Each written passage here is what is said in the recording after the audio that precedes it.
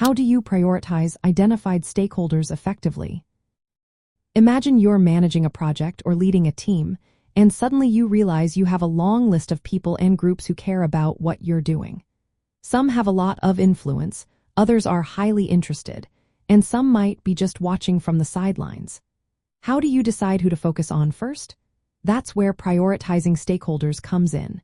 It's like sorting your priorities so your efforts go where they matter most. First, you need to figure out what makes a stakeholder important. Think about influence. Does this person or group have the power to change your project? Next, interest. Are they really invested or affected by what's happening? Then, impact.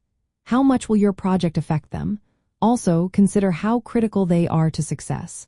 Are they essential partners or just observers? And finally, how much effort will it take to keep them engaged? These questions help you decide who needs your attention right away. A simple way to visualize this is by using a chart called a matrix. You put stakeholders on a grid with influence on one side and interest on the other. Those with high influence and high interest are your top priority. They can make or break your project. Stakeholders with high influence but low interest should be kept satisfied so they don't become obstacles.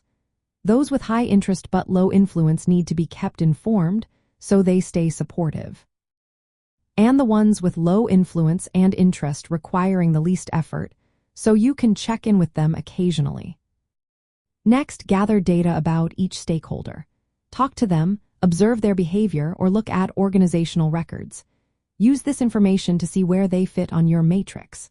Remember, organizational culture plays a role here. Some organizations value certain groups more than others. For example, some prioritize customers or senior leaders, while others focus on regulatory bodies or community groups. Understanding this helps you tailor your approach. Once you know who's most important, communicate with them appropriately. For high-priority stakeholders, keep them in the loop regularly and involve them in key decisions. For others, send updates when needed and manage expectations. As your project moves forward, keep reviewing your stakeholder list. People's interests and influence can change over time, so adjusting your focus keeps your efforts effective. If you're just starting out as a manager or young professional, keep it simple. Use the influence-interest matrix to organize your stakeholders. Write down your analysis so you can track changes. When talking to stakeholders, listen carefully and show that you value their input.